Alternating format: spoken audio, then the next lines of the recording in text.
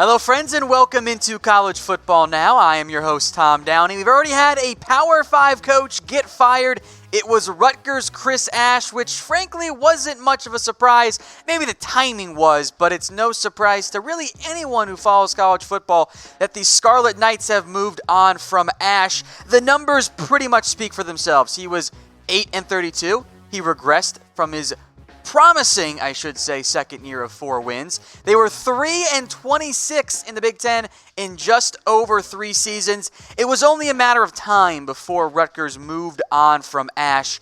And I get it, you made the right call firing him, but if you're going to fire him 4 games into the season, maybe you should have fired him last year. I just think maybe that makes a little bit more sense for the Scarlet Knights. In the meanwhile, Nunzio Campelli, who I believe was a star of The Sopranos, is now going to serve as the interim head coach. So we're going to take you through the top 10 replacements for Chris Ash with, yes, one big name in mind. First up, though, some other notable candidates. I believe you're going to see Rutgers, because Chris Ash did not have this, target somebody with head coaching experience. So Major Applewhite fits that mold. Al Golden, a failed head coach, fits that mold. Chris Creighton at Eastern Michigan, a sleeper potentially, but maybe for a slightly better job or maybe a better group of 5 job, has done a fantastic job at Eastern Michigan. Mike Elko has ties to the Jersey area, but has not been a head coach before.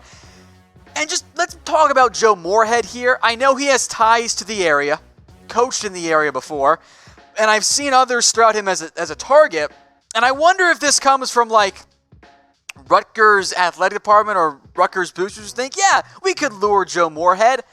But can you? I've seen his name thrown out there. It feels like a massive reach. Why would the head coach of Mississippi State, where he's had some success, leave for perhaps the worst Power 5 job in the country? So with that in mind, here's my question for you guys here before we dive into the top 10.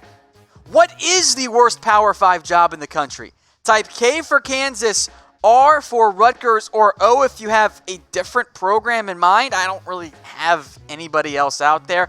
I think it's pretty clearly Kansas or Rutgers. And there are some elements of, hey, we could do this at Rutgers. You have seen Greg Schiano have some success in the, I guess now, more distant recent history for the Scarlet Knights. And there definitely is a good recruiting base. The problem is Rutgers gets out-recruited every single year in their own backyard by the rest of the Big Ten, and their schedule does them no favors as well playing in the Big Ten East. Kansas is not good. I think Rutgers might actually be the worst job, though, but it's close for me. Let me know what you guys think in the comments section. All right, number 10, maybe Rutgers doesn't want to go back down the Ohio State defensive coordinator well, but Jeff Hafley does make some sense. There are ties here. He is a Jersey native. That checks off one box there. He is growing in terms of how he's viewed around college football as a potential future head coach. Was with Rutgers in 2011, has the local ties there. I think those local ties might allow for a little bit more leeway, a longer honeymoon period that maybe Chris Ash was not afforded. But I think Rutgers wants to go after, maybe not necessarily a bigger name, well, there is one big name we'll get to, hint, hint, but someone with experience. Number 9, how about Lane Kiffin? Here's my biggest question for Kiffin. Does Lane Kiffin want the Rutgers job? Maybe he'd be better off just winning games a lot in the group of 5 at FAU, or at least winning some games at FAU. And also, do Power 5 teams even want Lane Kiffin right now? His stops have all ended disastrously. Ask USC, ask Tennessee.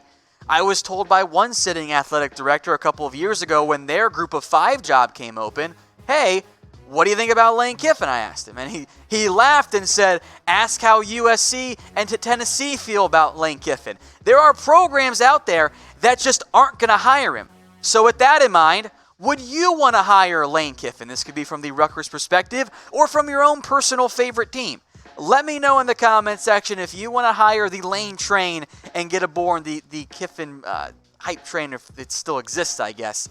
I'm typing in N. I don't think Lane Kiffin would be a great fit. Rutgers, tough to make a bad hire with Lane Kiffin, but I don't want him as the head coach of my program.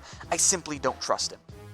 Number 8, let's go back to some other group of 5 coaches who are on the rise here. That is Jason Candle, who's only just 40 years old, or excuse me, will turn 40 years old in November. Another Toledo head coach on the rise. They're quickly churning out good coaches after good coaches there. He keeps winning for the Rockets, hasn't seen much of a drop-off despite, guys, other notable head coaches leaving for other jobs. And oftentimes at the MAC level, what you see happens is the team loses one coach, then a second coach, and by the time they get to the third option, it just kind of falls apart. That has not been the case so far with Jason Candle.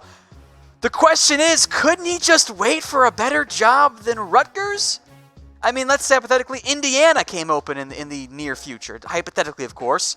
I think Indiana might make more sense for Candle as a fit for both sides than the Scarlet's night job. Just throwing that out there. Now, today's show is brought to you guys by BetDSI. If you want to get in on betting on college football, we've got a couple games under our belts, got a better feel for all of these teams. Now is the time to do it. Chatsports.com/bet, promo code CFB120. I want to shout out Toledo for ruining my parlay because I picked BYU, and that did not go up very well. But you can get on the action, chatsports.com/bet. Use that promo code CFB120.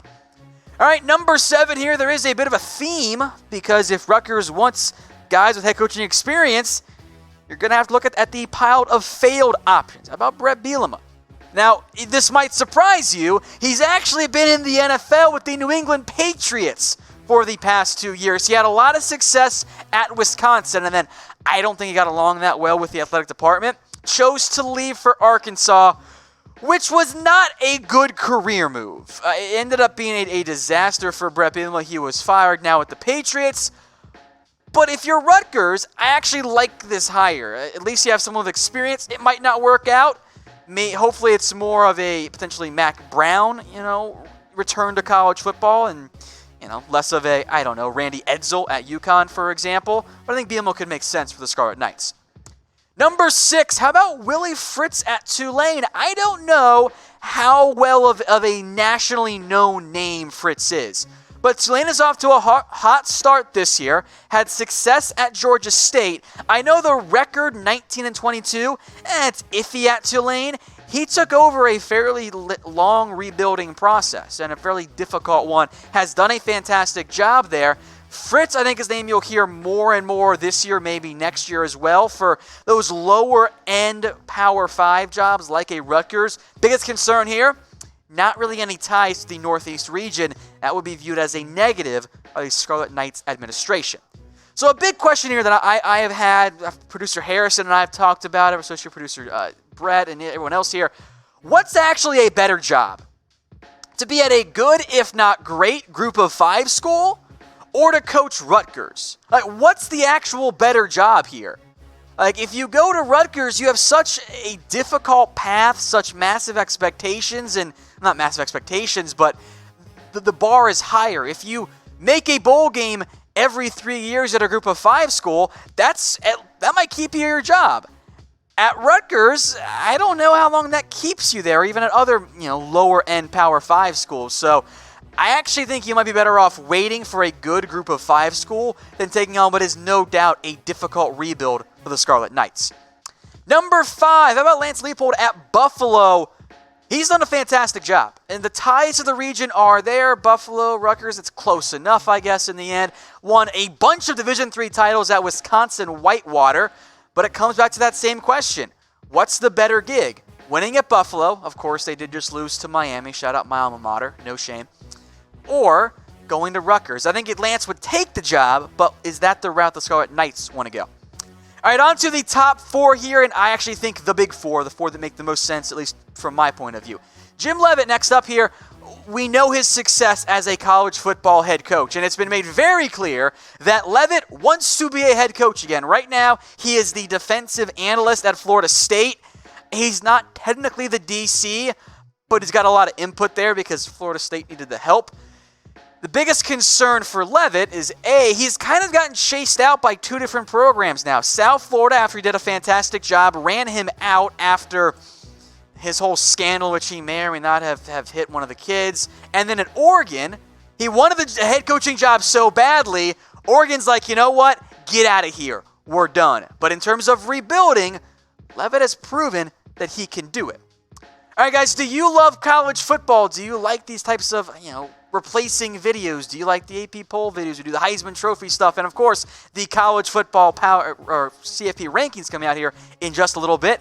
Well, then make sure you're subscribed. The link there is below if you need it, but you're watching on YouTube, so hit that big red button, youtube.com/chatsportstv. Number 3, and if I were Rutgers, this is who I would target heavily, about Jeff Monken over at Army.